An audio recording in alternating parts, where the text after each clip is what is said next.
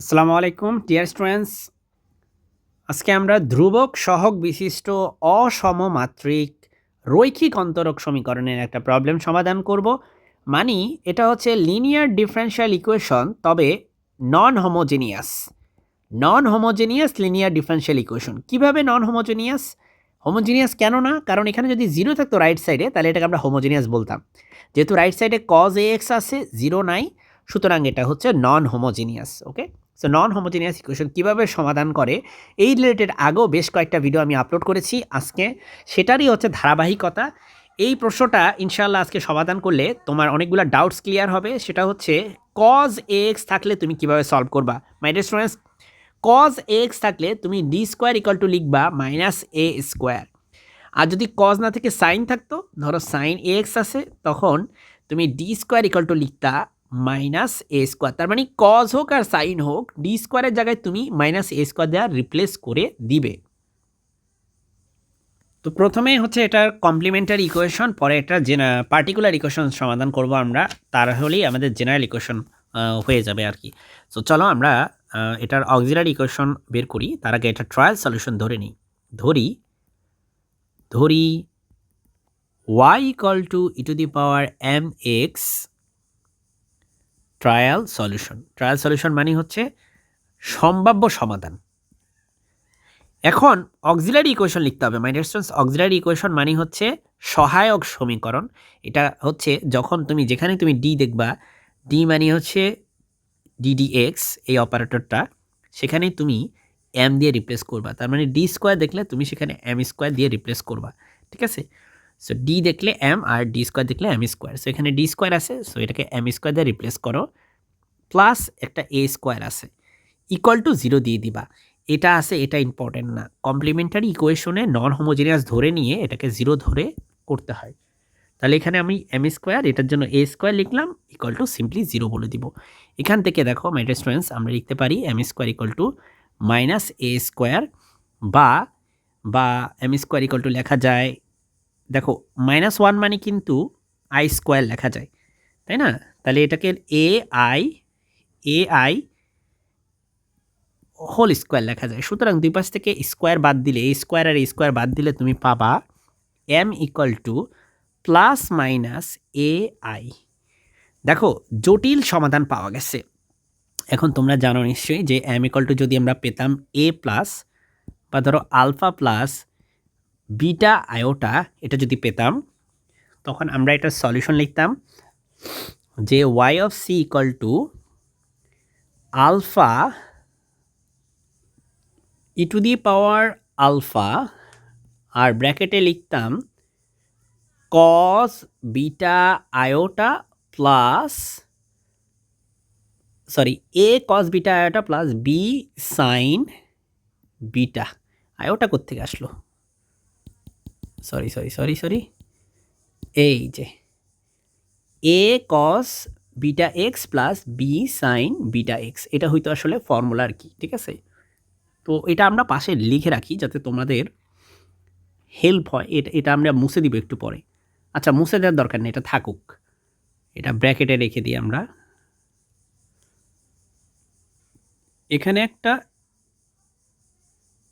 X হবে। ঠিক আছে, আচ্ছা এবার হচ্ছে ডিয়ার স্টুডেন্টস, আমরা এখানে যেহেতু দেখো কোনো প্রকার আলফা অংশ কিন্তু নাই, সেটা জিরো, শুধুমাত্র আয়োটা আলা অংশটা আছে। সো আমাদেরকে এই পার্টটা স্কিপ করতে হবে। কিভাবে দেখো, আমরা যদি এখন এটার কমপ্লিমেন্টারি সলিউশন লিখি, কমপ্লিমেন্টারি সলিউশন হবে ই টু দি পাওয়ার, দেখো আলফা মানে কিন্তু আমাদের এখানে কিন্তু নাই, zero. So E to the power zero into x, তার মানে আসলে ই টু দি পাওয়ার জিরো মানে আসলে ওয়ান, এটা কিন্তু ওয়ান হয়ে যাবে। সো এটা বাদ। ঠিক আছে, এটা বাদ। আমাদের থাকে শুধুমাত্র এ কজ, এখানে থাকে বিটা ইন্টু এক্স। তাহলে বিটা এখানে কত? বিটা হচ্ছে এখানে এ, সো এ এক্স প্লাস বি সাইন, দেখো বিটা এক্স, আর বিটা এক্স মানে কি? ওই যে এ এক্স। এই হচ্ছে আমাদের কমপ্লিমেন্টারি সলিউশন। ঠিক আছে, এবার হচ্ছে আমরা পার্টিকুলার সলিউশন করব, particular integral. So y p, সেটা হবে তোমার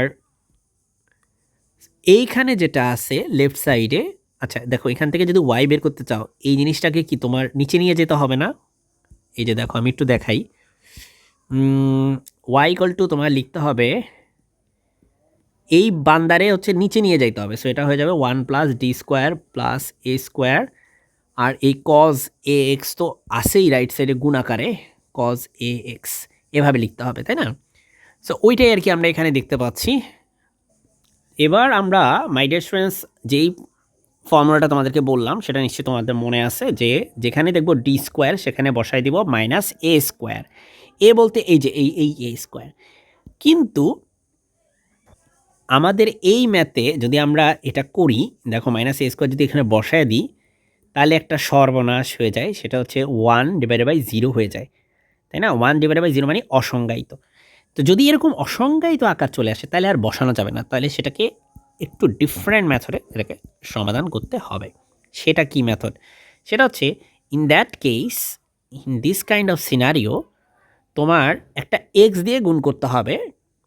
কজ এক্সের কজ এক্সটাও রেখে দাও, এ কজ এ এক্স 1/, নিচে কী করবা জানো? এখানে তুমি ডিফারেন্সিয়েশন করবা, ডি স্কোয়ারে ডিফারেন্সিয়েশন করলে হয় 2d, আর এ স্কোয়ার এটা তো একটা কনস্ট্যান্টে ডিফারেন্সিয়েশন করলে হয় হচ্ছে 0, ব্যাস। সো এটা আমরা লিখতে পারি জাস্ট সিম্পলি 1/2d, ঠিক আছে? 1/2d লিখতে পারি। তাহলে আমি আবারও বলতেছি, যদি এরকম এ স্কোয়ারকে এখানে বসাইলে অসংজ্ঞায়িত হয়, সেক্ষেত্রে তোমাকে এক্স দিয়ে গুণ করতে হবে, আর এই ডি স্কোয়ারকে তোমার মানে এই জিনিসটাকে তোমার ডিফারেন্সিয়েশন করে তুমি পাবা 2d, ঠিক আছে? সো এইভাবে ডিফারেন্সিয়েশন করবা।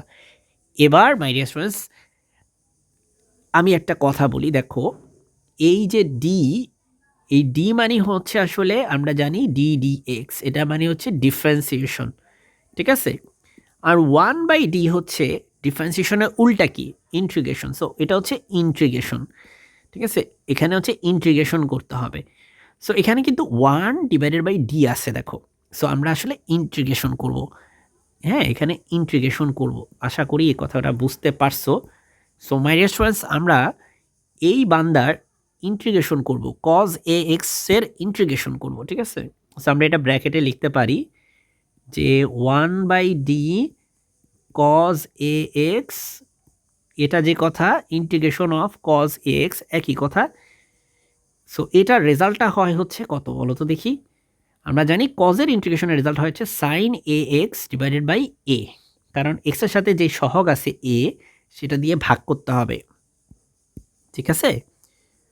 সো এখানে আমরা সেটাই করব। আমরা এখানে x/2d তো আসেই অলরেডি, সরি 2d কোত্থেকে আসলো, ডি তো আমরা এখানে ইউজ করেই ফেলছি। সো ডি হচ্ছে ইউজ করে ফেলছি, ডি আর লেখা যাবে না। সো শুধুমাত্র হবে x/2, এখানে x/2 হবে x/2, আর এই পুরাটা মিলে হয় হচ্ছে এটা। তার মানে সেটা হচ্ছে sine a x by a. তাহলে এটা কি হলো? X into sine a x by 2a।